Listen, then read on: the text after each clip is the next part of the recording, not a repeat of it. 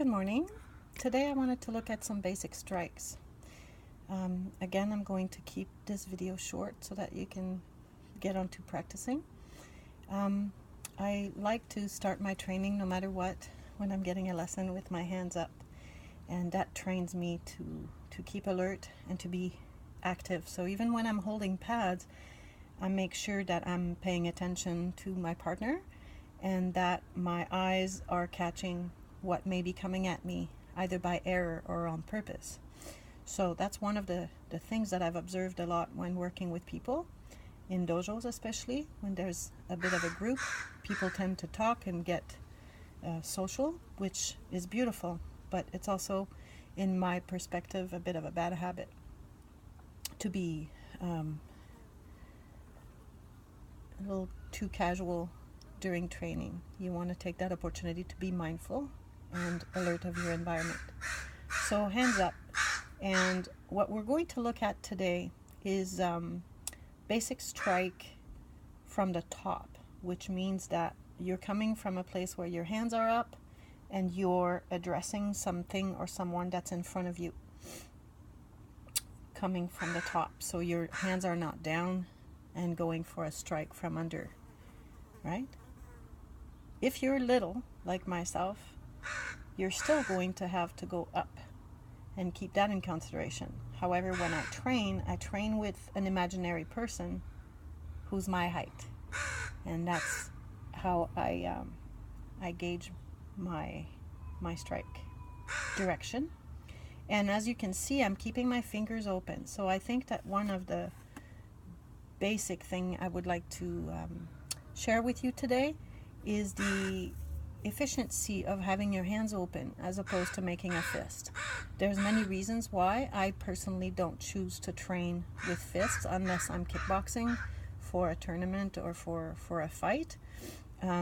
Otherwise, I'd be keeping my hands open and hopefully eye gouging or by the time I get to the face, there's a possibility of other things I can do, including grappling, grabbing the neck, right? So the basic thing here that we want to look at is keeping our elbows in and our body as relaxed as possible. Right now, I'm in a neutral position where my body is square to my target. So if I were in a Kempo position, I'd be sideways possibly to begin with, which is not always realistic. When you're dealing with people, you're probably not in a martial arts stance. You're straight forward. So from here, what I want to make sure of is that my hands are as high as possible so that my strike can reach. And from here, I'm using my right hand right now, but it doesn't matter which hand I use. They're both the same reach with my hands open. So this is what I'd like to just start practicing, right? So my hands are in front of my face and they're going forward, right? So there's no jab or cross in this position. It's just basically strikes from the front, right? So that's about it. And then from here we can do different kind of strikes. This is an open hand strike that can go as an eye gouge, or it can go as a strike with the palm,